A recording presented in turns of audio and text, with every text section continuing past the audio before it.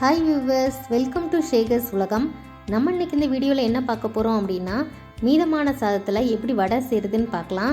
இந்த வடையை பார்த்திங்கன்னா வெளியிலலாம் நல்லா கிறிஸ்பியாக இருக்கும், உள்ளே பார்த்திங்கன்னா நல்லா சாஃப்டாக இருக்கும். இந்த வடையை எப்படி செய்கிறதுன்னு பார்க்கலாம். அதுக்கு முன்னாடி நீங்கள் இந்த சேனலுக்கு புதுசுன்னா மறக்காமல் சேனலை சப்ஸ்கிரைப் பண்ணுங்கள், கூடவே பெல் ஐக்கானையும் கிளிக் பண்ணுங்கள். வாங்க வீடியோக்குள்ளே போகலாம்.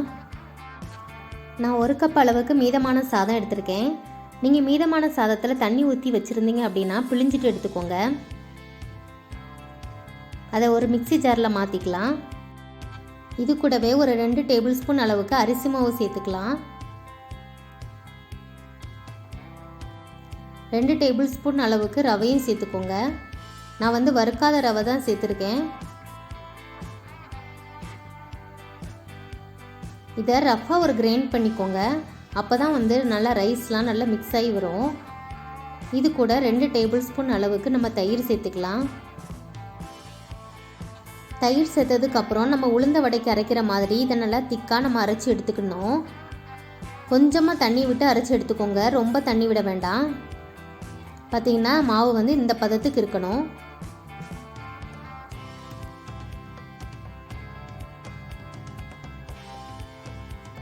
இது கூடவே கொஞ்சமாக கருவேப்பிலை கொத்தமல்லி சேர்த்துருக்கேன்.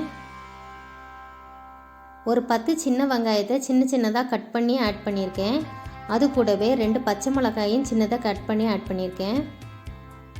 இப்போ இதுக்கு தேவையான அளவு உப்பையும் சேர்த்துக்கலாம்.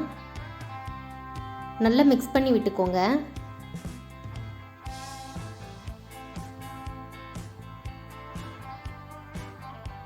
நம்ம உளுந்த வடைக்கு எப்படி மாவு பனைவோமோ அதே மாதிரி பனைஞ்சு எடுத்து வச்சுக்கோங்க. இப்போ வடை எப்படி போடுறதுன்னு பார்க்கலாம். ஒரு பவுலில் கொஞ்சமாக தண்ணி எடுத்து வச்சு கையில் நல்லா நனைச்சிக்கோங்க. அதுக்கப்புறம் இந்த மாவில் ஒரு உருண்டை எடுத்து இந்த மாதிரி நல்லா கையிலே நல்லா உருட்டிக்கோங்க.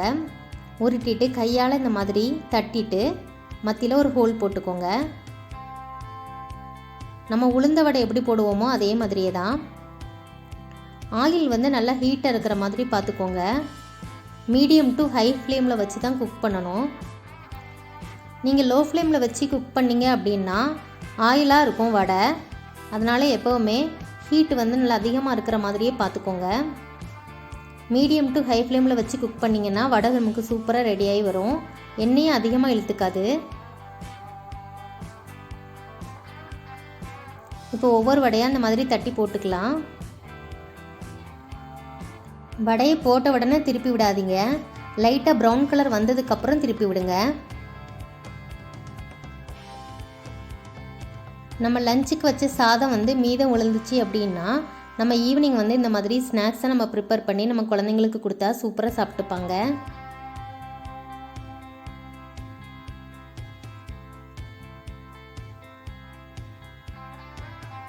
ஒவ்வொரு வடையாக மெதுவாக இந்த மாதிரி திருப்பி விடுங்க.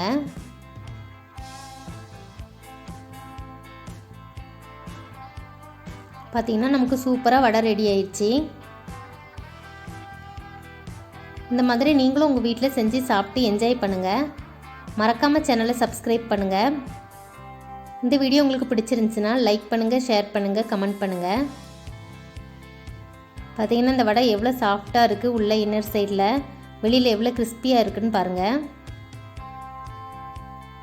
தேங்க்ஸ் ஃபார் வாட்சிங்.